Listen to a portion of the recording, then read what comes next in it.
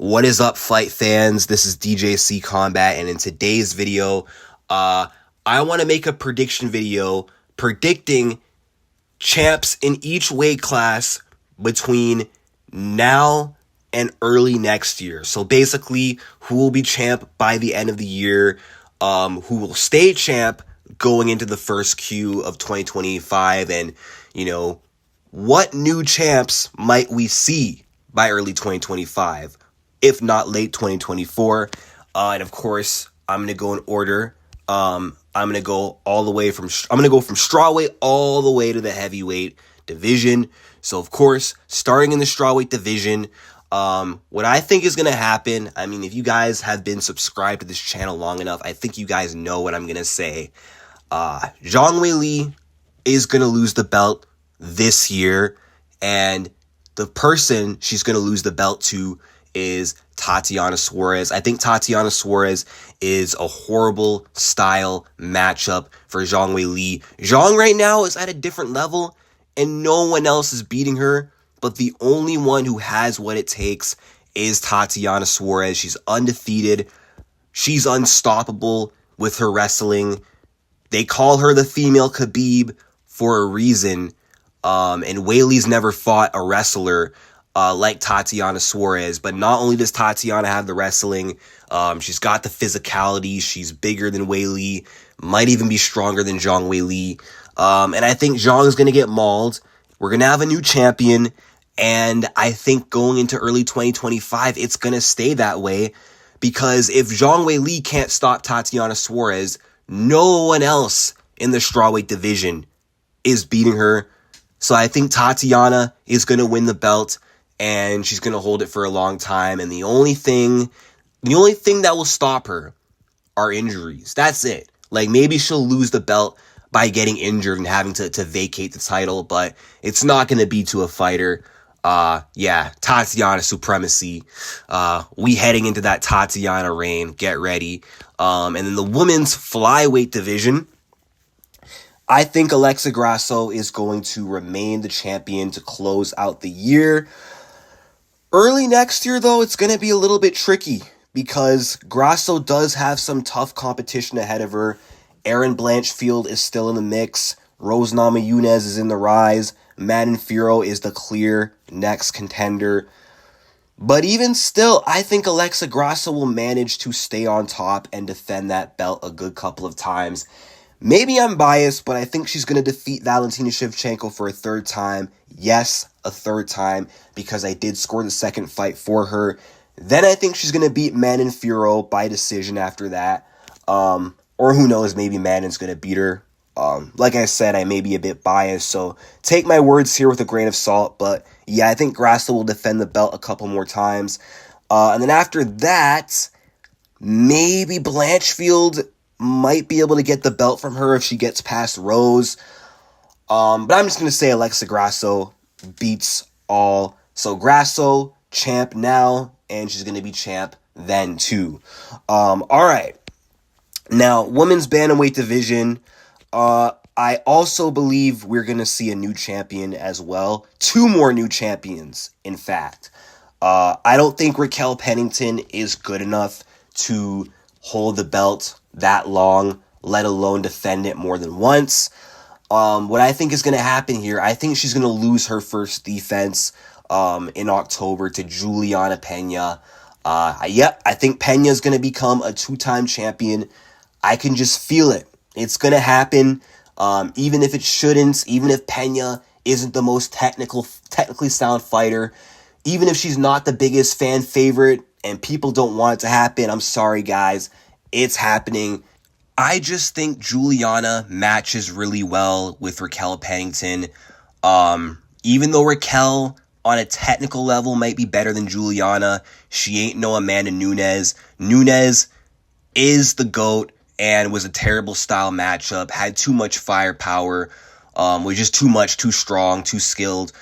Raquel Pennington really isn't anything that special. She doesn't really have the power to get Pena's respect. Her cardio isn't anything that good. She likes to play the clinch game. Pena's better in the clinch. Pena's a better grappler. She's tougher, better brawler, more scrappier than Raquel Pennington.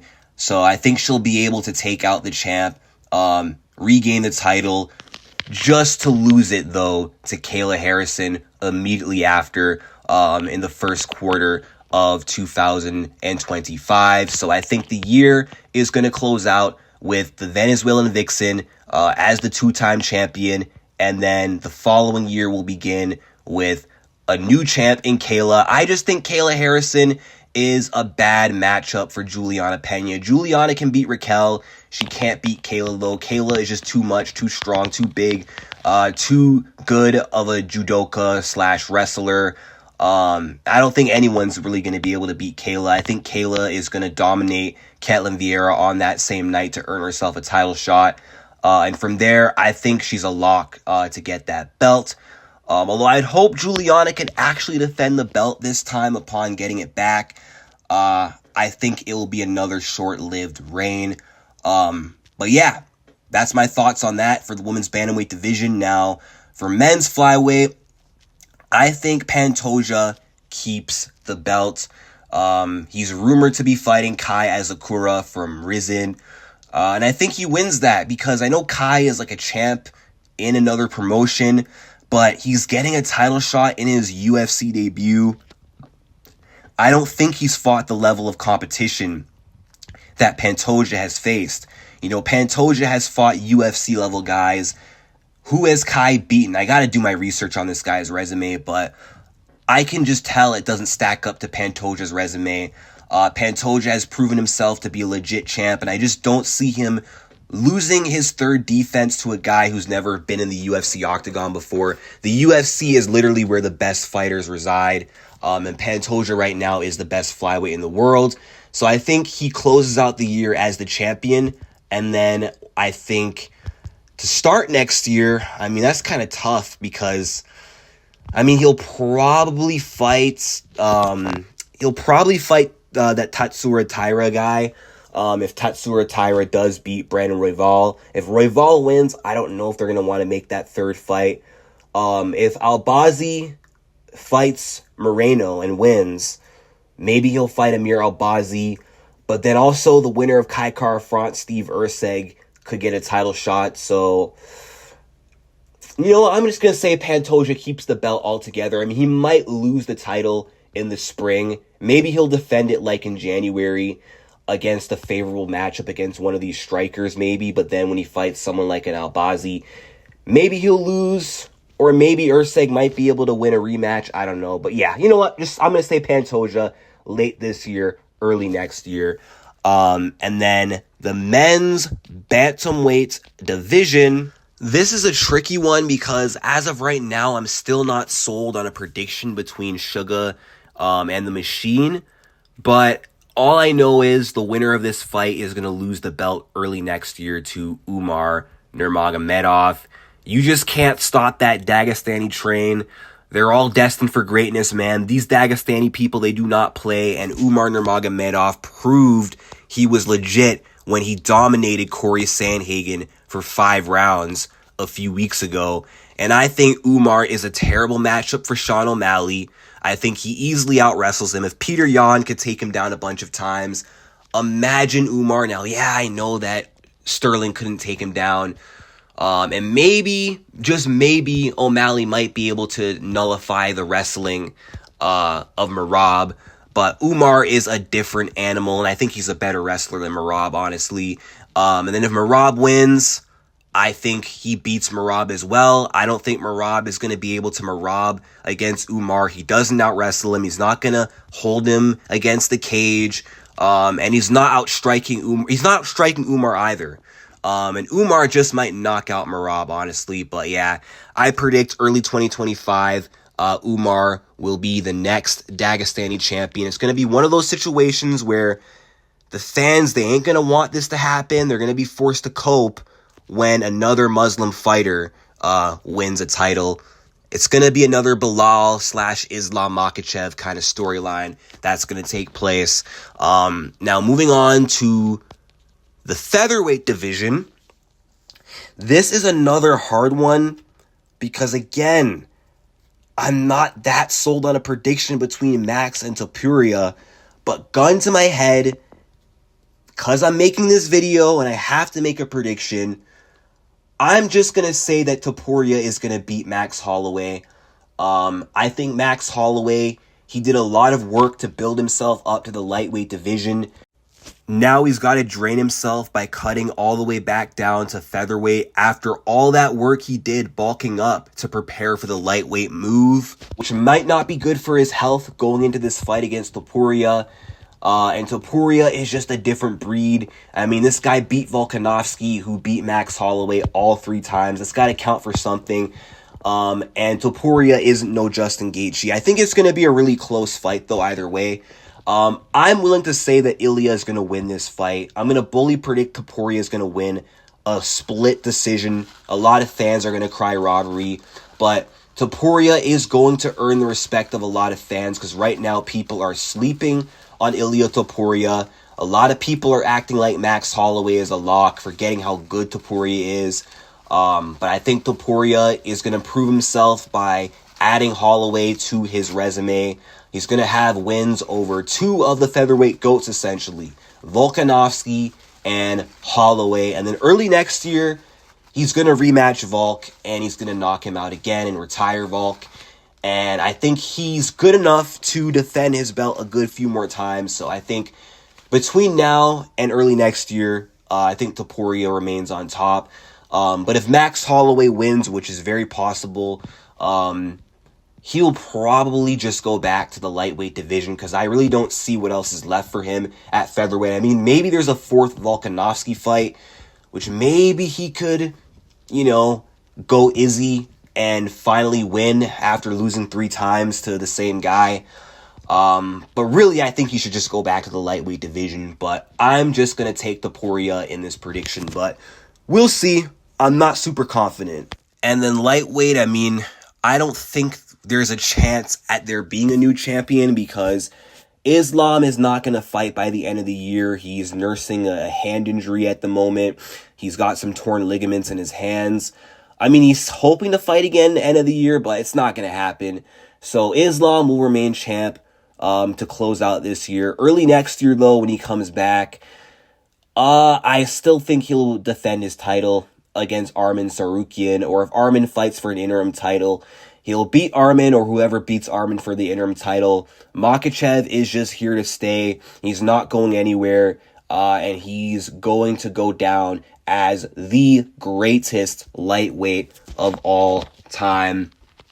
This one's pretty short and sweet, straight to the point. But yeah, Makhachev stays on top. And then the welterweight division, I do see the belt passing around. I don't think Belal Muhammad is going to stay the champion. I mean, he had a great performance against Leon Edwards, absolutely dominated him. I mean, if you're not a Belal believer now, I don't know what the heck you're thinking. I don't know what you're doing, but he is legit. However, I don't think he's good enough to keep the belt. And it's not because I think Belal is bad, like some people trick themselves into believing. I just don't think he can beat Shavkat Rakhmonov. I think Shavkat Rakhmonov is going to take the belt from his hands. So I think the end of the year, Rakhmonov is getting the title. I've already predicted that in my Champs by the end of the year video.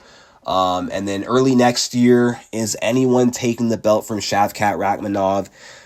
Probably not. He'll probably fight the winner of Usman versus JDM, which is rumored. I think right now he beats Usman, and I think he beats JDM as well. Then the middleweight division, another weight class where I'm seeing the title pass around. I don't think anyone's going to be holding on to this belt for a sustained period of time anytime soon. If Dricus wins, I don't really think he's the best in the division, and I don't see him being a dominant champ. If Izzy wins, he's already older. He's kind of on the tail end of his career. And he already showed when he got the belt back once, he wasn't able to hold on to it. Who's to say he's going to hold that belt if he gets it back now, right? I think the belt will play hot potato either way. I'm hoping Khamzat just wins, so my prediction here doesn't get screwed up. But I'm going to say Khamzat's going to beat the winner of this weekend and become champion early next year. The tricky thing is, though, if Izzy wins, I think the UFC, they're trying to shelf Pereira to make the Izzy trilogy. So maybe the middleweight title might be on ice. But if Dricus beats Izzy, then yeah, he's not moving up and he's going to lose to Khamzat next. He could also lose a rematch to Sean Strickland because, you know, that last fight was close. He arguably didn't beat Strickland the first time. I think Whitaker in a rematch has a good chance at, you know, beating Duplessis. But then if Izzy is champ again and doesn't go up to 205, he still has Strickland problems and he also has Khamzat problems. But I'm just going to say in the end, Khamzat will be champion early 2025. But Khamzat will probably botch this prediction by being unreliable per usual. Hopefully not, though. All right, now at 205, a lot of people are not going to want to hear this. A lot of people are going to be salty. But I think Alex Pereira's fascinating run is about to come to an end. I think he's going to lose the belt to Magomed Ankalaev. I think Magomed is going to out-wrestle him to a decision, and a lot of people are going to be complaining. It's going to be another Bilal Muhammad, Leon Edwards situation because, look, Pereira is an amazing striker, right? He will look great against other strikers and guys who don't have an ability to take him down, nor have a desire to take him down, right? But when Ankalaev beats Alexander Rakic, we know it's going to happen. Eventually, the UFC, they're going to have to book that fight, right? Because let's be real, if Izzy gets the belt back, he's probably going to duck the trilogy at 205. He said many times he's not fighting, and I mean not fighting Pereira again. Pereira's only way out of this fight is maybe if he can get the heavyweight title shot. If John retires after beating Stipe and Tom is promoted to undisputed, maybe Pereira gets that Tom fight. But I'm going to say the UFC, they're going to have no choice but to make Pereira Ankalaev. And Magomed Ankalaev will be the first, well, not the first well-rounded opponent. He fought Jan. But he'll be the second well-rounded opponent since Jan Blachowicz that can actually take him down. He's going to be fighting a guy who will be willing to grapple. And like I said earlier, these Dagestani fighters do not play. And I think Magomed Ankalaev isn't going to be like one of these dumbasses who tries to test their stand-up against Alex. He'll strike with him for a little bit, but then he's going to out-wrestle him like Jan did, but worse, because Magomed is a way, way better wrestler than Jan Blachowicz is. Magomed arguably should have been champion in 2022. He got screwed over. The UFC is continuing to screw him over, but they tried to hold off Bilal, and look what happened. I think Ank's time is coming soon too. So early 2025, Ankalaev will be the champion, and all the fanboys, all the poetards will cry. A Dagestani will beat yet another fan favorite. This is going to be Makhachev, Oliveira, take two, but the light heavyweight version. And then the heavyweight division, so I think Jones-Stipe is going to play out. The winner's going to retire. I think John wins, ducks Tom Aspinall, and retires. And then early next year, Tom Aspinall will be the heavyweight, the undisputed heavyweight champion. But that's it for my predictions for champs between now and early next year. Let's see how many of these I get right. We have a whole 6 to 9 months to see how this is all going to play out. Let me know what you guys think in the comment section down below. Who do you guys think are going to be champs between now and next year? Like and subscribe, and peace out.